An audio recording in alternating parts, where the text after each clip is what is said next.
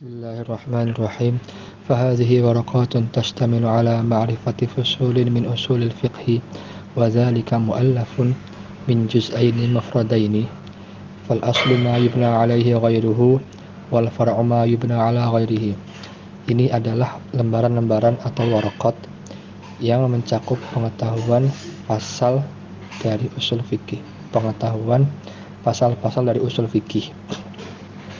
Usul fikih terdiri dari dua kata, usul dan fiqh atau asal dan fiqh. Fal aslu ma yubna alaihi ghairuhu. Asal adalah sesuatu yang menjadi landasan bagi yang lain. Seperti aslul jidar ai asasu, pondasi tembok. Bahwa tembok itu ada pondasinya, suatu bangunan ada pondasinya. Juga seperti akar pohon yang menancap pada bumi atau pada tanah. Wal far'u, sedangkan cabang, ma yubna ala ghairihi, sesuatu yang melandas kepada yang lain, seperti ranting pohon yang menjadi ranting pohon pada akarnya pohon. Wal fiqhu ma'rifatul ahkam syar'iyyati allati tariquha al-ijtihadu. Fikih adalah mengetahui hukum-hukum syarak yang ditempuh melalui ijtihad.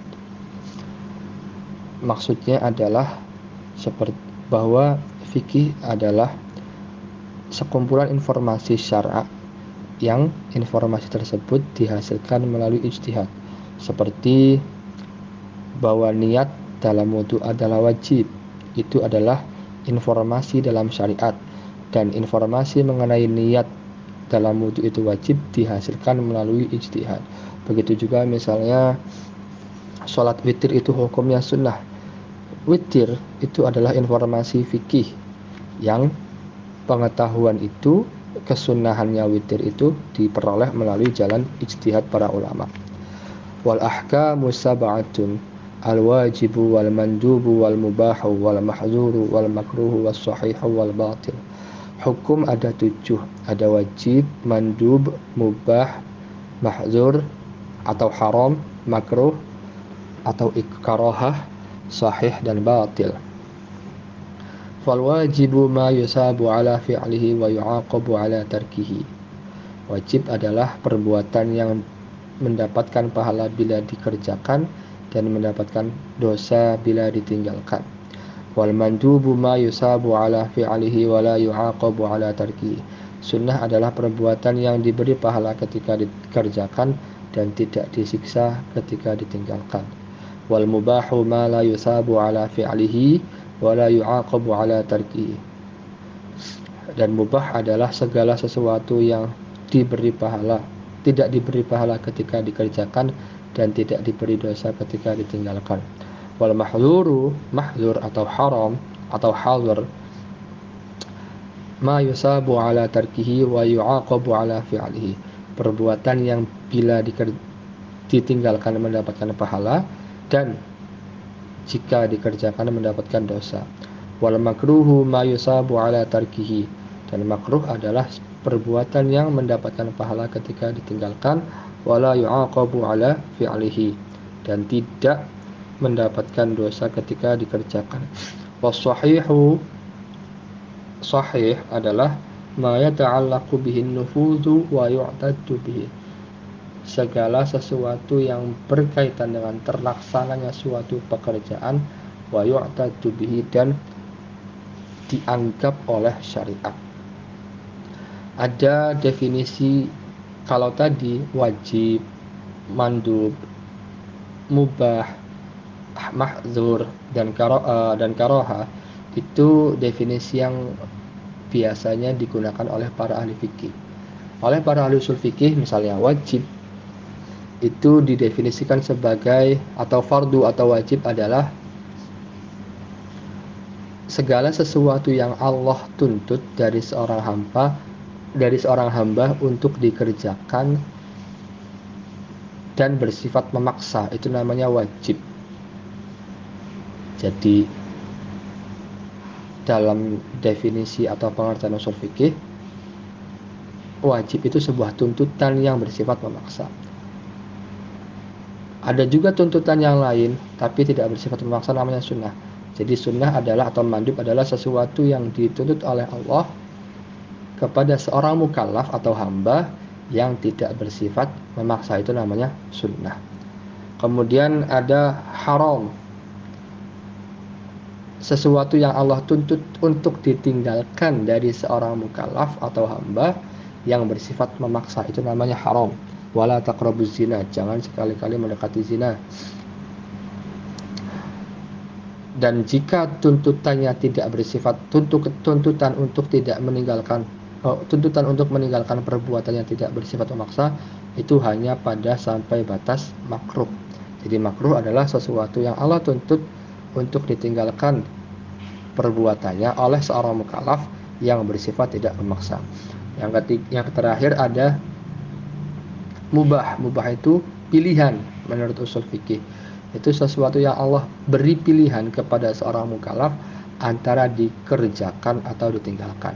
Jadi dari segi ini hukum itu terbagi menjadi 3 bagian. Ada hukum yang bersifat untuk thalabul fi'li, menuntut pekerjaan, yang kemudian dibagi menjadi 2. Jika tuntutannya bersifat memaksa namanya wajib, jika tuntutannya bersifat tidak memaksa namanya sunnah. Yang kedua ada thalabut tarki, tuntutan untuk meninggalkan perbuatan. Jika tuntutannya untuk meninggalkan bersifat memaksa namanya haram, jika tuntutan untuk meninggalkannya bersifat tidak memaksa namanya makruh.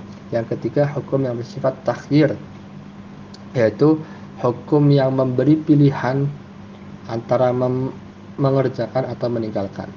Nah, kelima hukum ini disebut hukum taklifi, hukum yang berkaitan dengan mukallaf, sebab hukum ini berkaitan dengan pembebanan atau penuntutan dari Allah kepada seorang mukallaf. Kemudian ada hukum yang bersifat wad'i, keadaan. Misalnya ada sahih. Sahih itu segala sesuatu yang berkaitan dengan terlaksananya suatu perbuatan dan dianggap menurut syariat. Ada juga batil, yaitu segala sesuatu ma la yata'allaqu bihin nufudhu wa la yu'taddu bih, segala sesuatu yang tidak berkaitan dengan terlaksananya suatu perbuatan dan tidak dianggap menurut syarak. Artinya misalnya begini, ketika seseorang melakukan ibadah dan sesuai dengan rukun dan syaratnya, maka disebut sahih, terlaksana dan dianggap menurut syariat atau dianggap menurut syariat. Juga jual beli, misalnya jual beli ketika sudah memenuhi rukun dan syaratnya, maka jual belinya sah, alias menurut syariat dianggap sah dan terlaksana.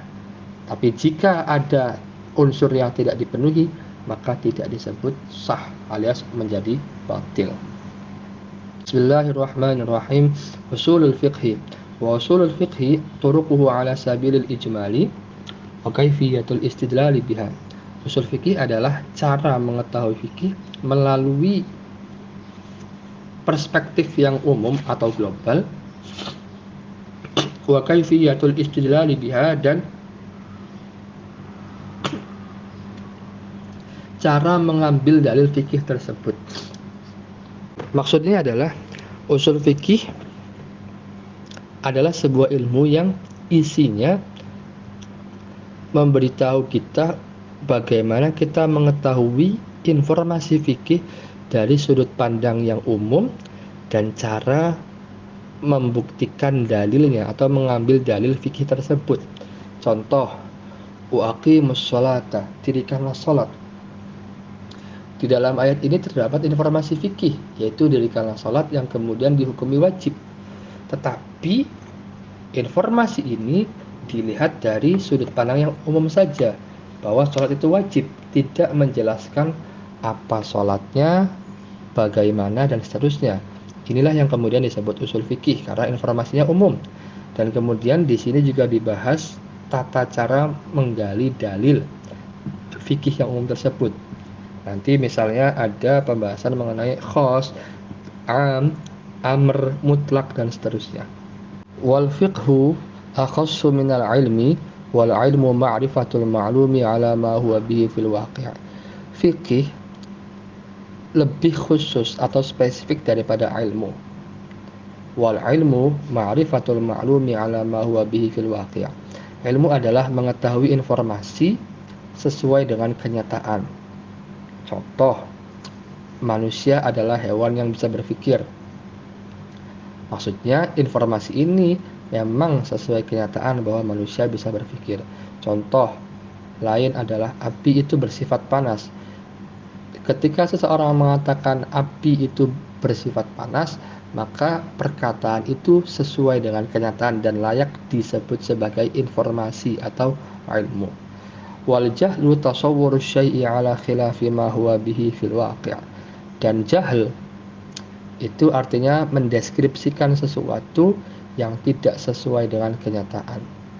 Berbeda dengan ilmu yang sudah menjadi informasi, al-jahlu ini ketika orang mengatakan api itu dingin, maka deskripsinya masih salah. Alias ketika seseorang mendeskripsikan sesuatu yang tidak sesuai dengan kenyataan, maka itu disebut jahal. Contohnya, sekelompok ahli filsuf yang mengatakan sesuatu selain Allah atau alam dunia itu bersifat qadim, terdahulu. Nah, ini pernyataan yang tidak sesuai dengan kenyataan. Masa ada sesuatu yang mendahului Allah, itu kan tidak mungkin, alias muhal. Nah, orang yang seperti ini disebut jahal murakkab, yang mendeskripsikannya itu salah, itu jahal murakkab. Ada juga deskripsinya salah dan dia tidak sadar bahwa dia salah. Jadi jahal itu ada beberapa tingkatan. Pertama, jahal basit. Jahal basit itu ya memang dia tidak tahu. Dia tidak tahu dan dia sadar kalau dia tidak tahu. Ada yang kedua, jahal murakkab. Dia tidak tahu tapi tidak sadar bahwa dia tidak tahu. Ada juga jahal muka'ab. Seperti kata guru saya, Syekh Muhammad Ar-Ruqi dari Maghrib, beliau mengatakan yang ini itu lebih parah. Dia tidak tahu dan tidak sadar kalau dia tidak tahu, tetapi mengajak orang lain untuk sama-sama tidak tahu seperti dirinya. Dan ini yang paling berbahaya. Wal ilmu ad-daruri ma lam yaqa' an nadharin wastidlalin. Ilmu daruri adalah ilmu yang tidak membutuhkan nazar, penalaran, wastidlalin, dan pengambilan atau pembuktian dalil. Contohnya adalah panca indera yang dihasilkan oleh manusia itu tidak membutuhkan nazar, penalaran, dan pembuktian dalil. Orang bisa mengecap, orang bisa melihat, orang bisa menyentuh, orang bisa mencium bau, itu semua. Orang bisa merasakan rasa manis, asam asin, itu semua adalah ilmu daruri. Tidak perlu nazar, tidak perlu istidlal.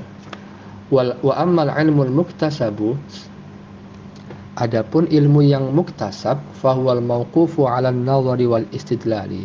Adapun ilmu muktasab alias ilmu yang digali adalah ilmu yang membutuhkan nazar, penalaran, wal istidlal, dan pembuktian dalil.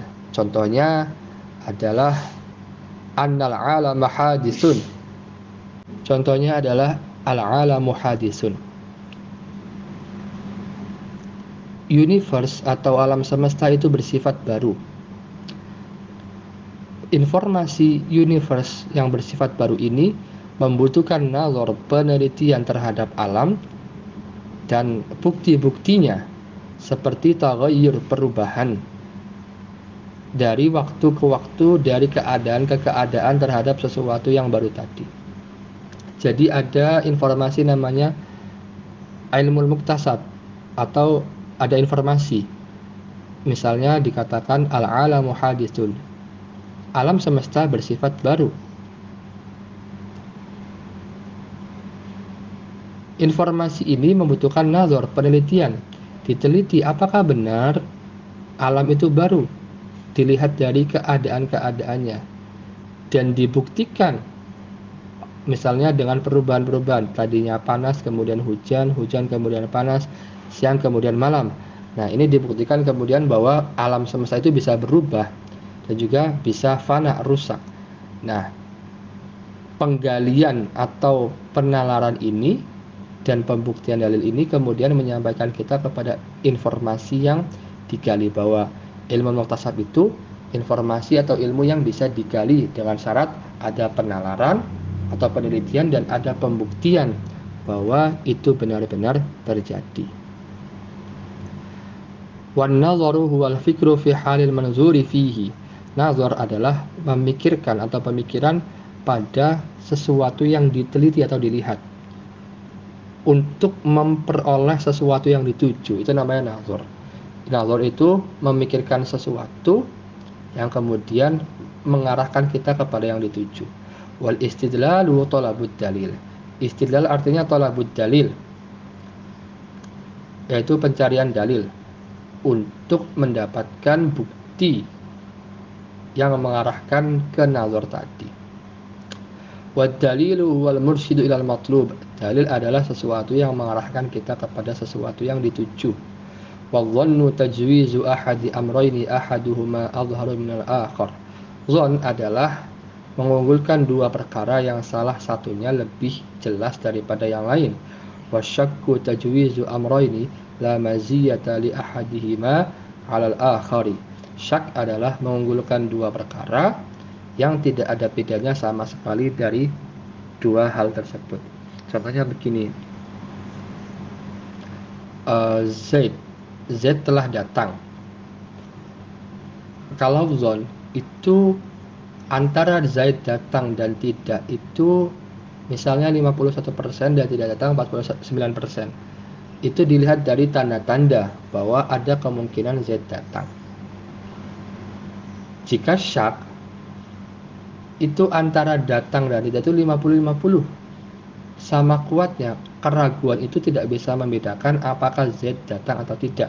Misalnya Z berdiri, itu sama saja, tidak ada yang unggul antara kemungkinan Z berdiri atau tidak. Lebih gampang begini, misalnya seorang mahasiswa meminta konfirmasi ke dosennya, apakah besok hadir atau tidak. Nah, kan? Kemudian dosen ini lupa mengabari atau lupa menjawab bahwa dia hadir atau tidak. Besoknya, si mahasiswa ini ketika mengabari ke teman-temannya, dia ragu. Kenapa? Karena tidak ada tanda-tanda apakah dosen hadir atau tidak. Karena kemungkinannya 50-50. Pertama, tidak ada sesuatu yang mengarah ke informasi bahwa dosen itu masuk. Karena pertama tidak membalas, tidak merespon dan seterusnya. Tapi jika misalnya walaupun dosen tidak membalas, kemudian ada tanda-tanda, misalnya si mahasiswa tersebut melihat sang dosen di kelas lain, walaupun dosen tidak membalas dan melihat di kelas lain di hari itu, jadi ada kemungkinan zon yang memenangkan bahwa si dosen ini hadir. Abwabu usulil fiqhi aqsamul kalami wal amru wal nahyu wal ammu wal khassu wal mujmalu wal mubayyanu wal zahiru wal af'alu wal nasikhu wal mansukhu wal ijma'u wal akhbaru wal qiyasu wal hazru wal ibahatu wa tartibul adillati wa sifatul mufti wal mustafti wa ahkamul mujtahidina. Bab usul fikih terdiri dari pembagian kalam, amr, nahi, larangan, amar perintah, nahi larangan, am, umum, khas, mujmal, global, wal mubayyan, lafaz yang dijelaskan, wal zahir, lafaz yang jelas, wal af'al, perbuatan-perbuatan Rasulullah, wal nasikh, wal mansukh, sesuatu yang merevisi dan direvisi, ijma', konsensus, akhbar, khobar, qiyas, hazar, wal ibahah, larangan dan kebolehan, wa tartibul adillah, urutan dalil, wasifatul mufti wal mustafti, kriteria mufti pemberi fatwa, wal mustafti dan peminta fatwa, wa ahkamul mujtahidin dan hukum mengenai orang-orang yang berijtihad. Wa al-kalamu aqsamuhu, fa amma aqsamul kalami fa aqallu ma yatarakkabu minhu al-kalamu ismani. Pembagian kalam, adapun pembagian kalam adalah sebagai berikut. Paling sedikitnya kalam terdiri dari dua isim, seperti zaitun qaimun, au ismun wa fi'lun, atau isim dan fi'il, seperti qama zaitun, au fi'lun wa harfun, atau fi'il dan huruf, seperti ma qama. au ismun wa harfun, atau isim dan huruf seperti ya Zaid. Wal kalamu yanqasimu ila amrin wa nahyin. Kalam juga terbagi kepada amr perintah, wa nahyin dan larangan, seperti qum berdirilah, wala taq'ud dan janganlah duduk, wa khabarin dan khobar berita, seperti jaa zaidun Zaid telah datang, wa istikhbarin dan istikhbar atau istifham pertanyaan, seperti apakah hal qama zaidun apakah Zaid telah datang. Wa yanqasimu aidan ila tamannin wa aradin wa qasamin. Kalam juga terbagi menjadi tamanni. Tamanni itu artinya mengharap sesuatu yang tidak mungkin terjadi, seperti ungkapan yang terkenal laitas syababu ya'udu yauman, andai saja masa muda terulang kembali. Wa aradin itu artinya tawaran, ala tanzilu indana, sudilah kiranya engkau mampir ke rumahku. Wa qasamin dan sumpah, seperti wallahi la af'alanna kadza, demi Allah saya tidak melakukan perbuatan ini. Al-haqiqatu wal majazu, wa min wajhin akhara yanqasimu ila haqiqatin wa majazin. Fal haqiqatu ma baqiya fil isti'mali ala mawdu'ihi, wa qila mastu'mila fi mastulih alaihi minal mukhatabati. Dari perspektif lain, kalam juga terbagi kepada haqiqah dan majaz. Haqiqah adalah lafaz yang maknanya tetap pada penggunaan pertama. Ada juga yang mengatakan haqiqah adalah lafaz yang digunakan pada sesuatu yang biasa digunakan di percakapan. Maksudnya adalah haqiqah adalah lafaz yang memang diartikan seperti itu sebagaimana dia diucapkan atau digunakan pada umumnya. Contoh, kata sholat secara bahasa adalah doa. Menurut haqiqah, ya sholat adalah doa. Atau sholat, atau misalnya macan. Kata macan itu pada dasarnya digunakan untuk hewan buas tadi, hewan buas, dan itu pemaknaannya tetap pada penggunaan aslinya. Wal majazu ma tujuwiza an mawdu'ihi. Majaz adalah lafaz yang penggunaannya dilampaukan dari atau dilewati dari penggunaan asalnya. Artinya majaz ini adalah makna kedua dari suatu lafaz, bukan makna yang asli. Seperti kata macan yang digunakan kepada atau untuk menunjuk lelaki pemberani, yang makna asli macan adalah hewan buas, al-hayawan al-muftaris. Wal haqiqatu imma lughawiyatun wa imma syar'iyyatun wa imma 'urfiyyatun. Haqiqah ada kalanya terdiri dari bahasa syar'iyyah dan 'urfiyah.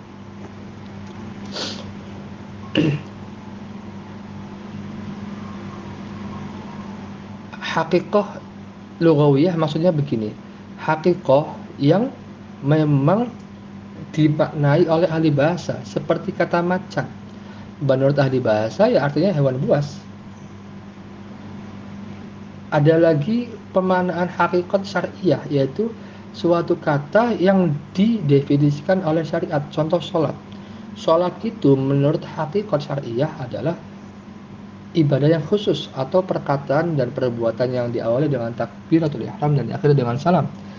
Nah, definisi sholat ini adalah menurut definisi yang hakikat syariah, bukan hakikat lughawiyah. Karena hakikat lughawiyah, sholat artinya hanya doa. Ada juga hakikat yang bersifat 'urfiyah. Contohnya kata dabbah. Dabbah ini menurut hakikat 'urfiyah yang dibuat oleh ahli, oleh tradisi yang biasa digunakan, itu adalah hewan berkaki 4. Yang menurut hakikat lughawiyah, dabbah artinya adalah segala sesuatu yang melata di atas muka bumi. Wa ma min dabbatin illa 'ala Allahi rizquha. Wal majazu imma ayyakuna bi ziyadatin aw nuqsanin aw naqlin aw isti'aratin. Majaz ada kalanya berupa ziyadah tambahan, nuqsan pengurangan, nakal pemindahan, isti'arah atau peminjaman. Fal majazu bi ziyadati mislu qaulihi ta'ala laisa kamitslihi syai'un.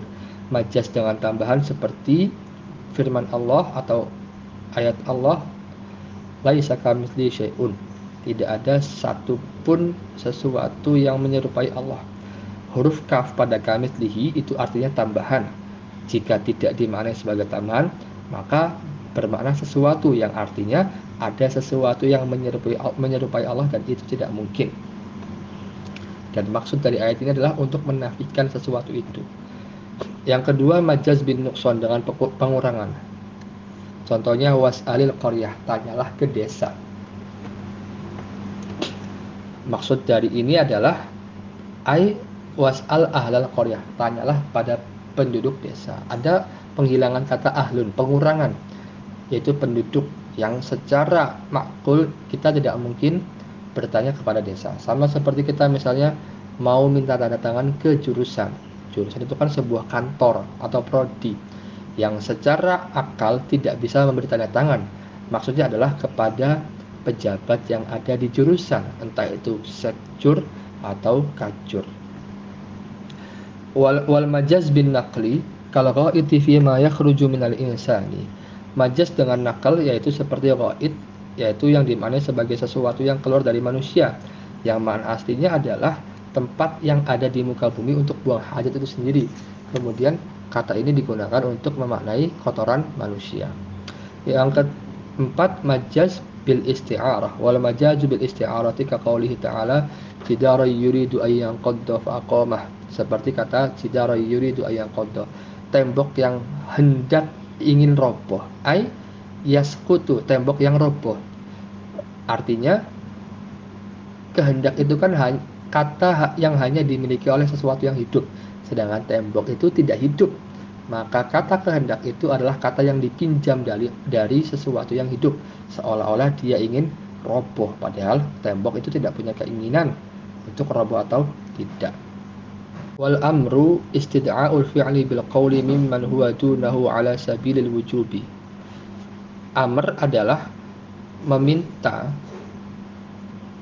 melakukan suatu pekerjaan melalui ucapan dari orang yang lebih rendah, yang bersifat wajib.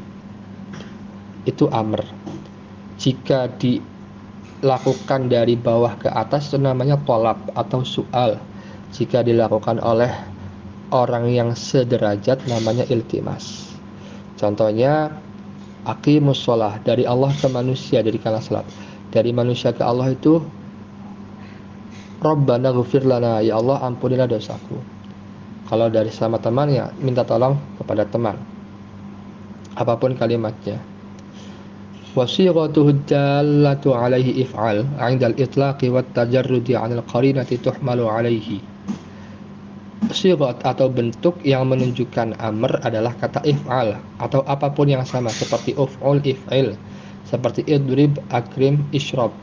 Minumlah, maka pukullah, muliakanlah dan minumlah. Secara mutlak dan tidak ada qarinah, amr itu bersifat wajib. Contohnya aqimus shalah. Maksud dari mutlak artinya secara absolut dan tidak ada qarinah alias tidak ada keterangan, maksudnya tidak ada keterangan apapun yang bisa mengubah status wajib tersebut. Misalnya begini, kata belikanlah pulpen. Jika kalimatnya hanya itu dan tidak ada keterangan apapun, baik waktu, kesempatan, atau keadaan, maka hukumnya murni wajib. Tapi jika ditambah keterangan misalnya, jika sempat belikan pulpen, maka hukum membeli pulpen itu tidak lagi wajib, menjadi sunnah, karena ada keterangan yang berupa jika sempat. Illa ma dalla ad-dalilu ala annal murada minhu fayuhmalu alaihi. Kecuali ada dalil yang mengarahkan bahwa yang dimaksud adalah bukan wajib, an-nadbu awil ibahatu fayuhmalu alaihi, maka diarahkan ke sunnah atau ibahah. Seperti fakatibuhum in alimtum fihim khaira, maka merdekakanlah budak atau mereka jika kalian melihat ada kebaikan. Jika budaknya baik maka merdekakan, maka jika tidak ya tidak. Wa idza halaltum fastadu, jika kalian sudah selesai bertahalul maka berburulah atau menyembelihlah hewan. Maksudnya di ayat ini contohnya yang namanya ihram itu kan tidak boleh menyembelih atau berburu hewan. Tapi jika sudah selesai maka boleh. Nah, yang tadinya dilarang kemudian hukumnya jadi boleh. Wala yaqtadi at-tikrar 'ala as-sahih. Amr atau perintah itu tidak mengharuskan pengulangan menurut pendapat yang paling sahih. Kenapa? Karena maksud atau tujuan dari amr adalah terwujudnya perintah sekali saja. Dan pada prinsipnya ketika seseorang sudah melakukan suatu pekerjaan, dia terbebas dari tanggungan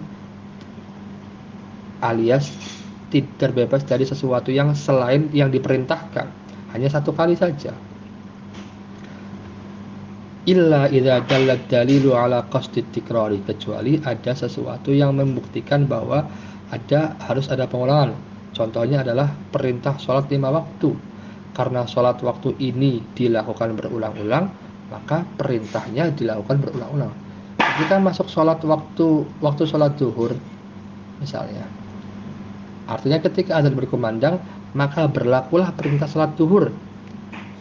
Menurut pendapat yang tidak mengharuskan pengulangan, artinya ketika sholat ini dilakukan dan selesai maka tidak ada perintah lagi karena dia sudah bebas dari tanggungan.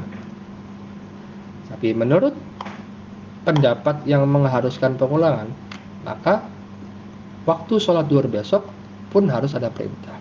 Atau misalnya perintahnya belikan pulpen atau makanlah. Karena perintah itu tidak berkaitan dengan waktu, ya sudah, ketika perintahnya sekali diperintahkan dan sekali dilakukan dan sudah dilakukan, maka orang terbebas dari tanggungan. Wala yaqtadi al-fawra. Amr atau perintah tidak membutuhkan kesegeraan alias segera dilaksanakan. Karena tujuan dari amr adalah terwujudnya perbuatan tanpa ada kekhususan, entah itu waktu yang pertama atau waktu yang kedua. Ada yang mengatakan amr itu harus atau butuh kesegeraan. Oleh karena itu harus membutuhkan pengulangan. Bagi yang meyakini ada kesegeraan, maka ada pengulangan.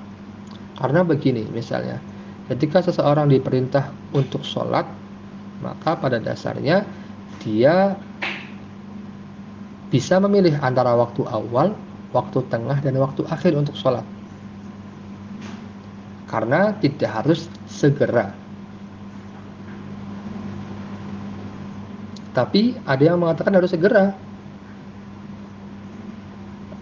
Bagi yang mengatakan segera, maka nanti harus ada pengulangan. Wal amru bi ijadil fi'li amrun bihi wa bima la yatimmul fi'lu illa bihi kal amri bis sholati amrun bit taharatil muaddiyati ilaiha. Perintah untuk mengerjakan sesuatu mencakup juga perintah melakukan sesuatu yang dengan sesuatu itu tidak sempurna sebuah pekerjaan, seperti perintah sholat yang melahirkan perintah untuk bersuci yang membuat sholat itu menjadi sah. Artinya perbuatan yang diperintahkan yang bersifat wajib akan melahirkan perbuatan yang menopang perbuatan wajib itu. Sebagaimana orang wajib kuliah, maka orang wajib membeli buku atau mempunyai buku yang menjadi penunjang kuliah. Wa idza fu'ila yakhrujul ma'muru 'anil 'uhdati.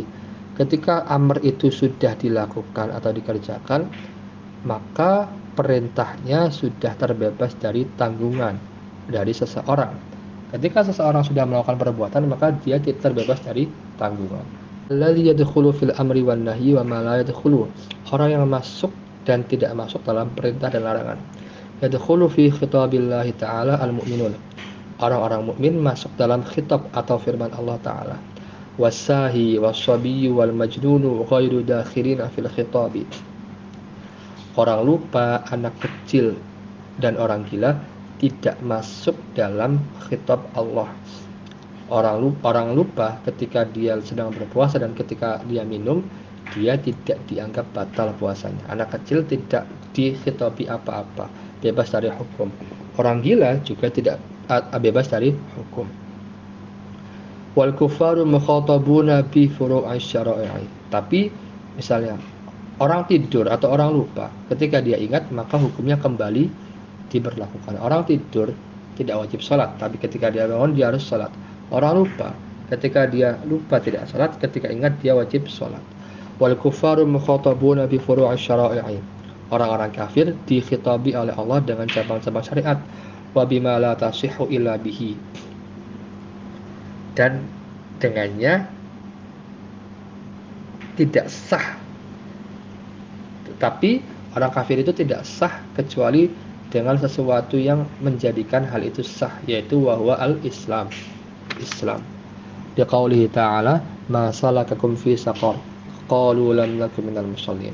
Ada pendapat yang mengatakan bahwa orang-orang kafir itu dikhitabi oleh Allah dengan cabang-cabang syariat. Kenapa? Karena ada ayat "Ma salakakum fi saqar?" Apa yang membuat kalian ada di neraka saqar? Qalu lam nakum minal musallin. Mereka mengatakan dulu kami tidak salat. Wal amru bisyai'i nahyun 'an diddihi wan nahyu 'anil syai'i amrun bididdihi. Perintah terhadap sesuatu sama dengan larangan terhadap sesuatu. Begitupun sebaliknya, larangan terhadap sesuatu sama dengan perintah terhadap sebaliknya.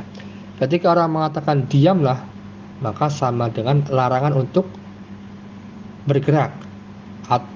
Dan jika orang mengatakan larangan jangan bergerak, maka sama dengan perintah untuk diam. Wan nahyu istid'a'u ay talabut tarki bil qawli mimman huwa dunahu ala sabilil wujubi. Nahi adalah permintaan meninggalkan perbuatan dengan melalui ucapan dari orang yang lebih rendah yang bersifat wajib. Artinya larangan ini permintaan untuk meninggalkan perbuatan yang diberikan kepada orang yang lebih rendah yang bersifat wajib. Contohnya wala taqrabuz zina. Wa yadulun nahyu ala fasadil manhi. Adanya sebuah larangan menunjukkan rusaknya sesuatu yang dilarang. Kenapa Allah melarang sesuatu? Itu menunjukkan bahwa sesuatu yang dilarang itu bersifat merusak, seperti larangan meminum minuman keras atau khamr, larangan berzina, larangan mencuri, larangan jual beli ketika adzan Jumat sudah berkumandang, baik online maupun offline.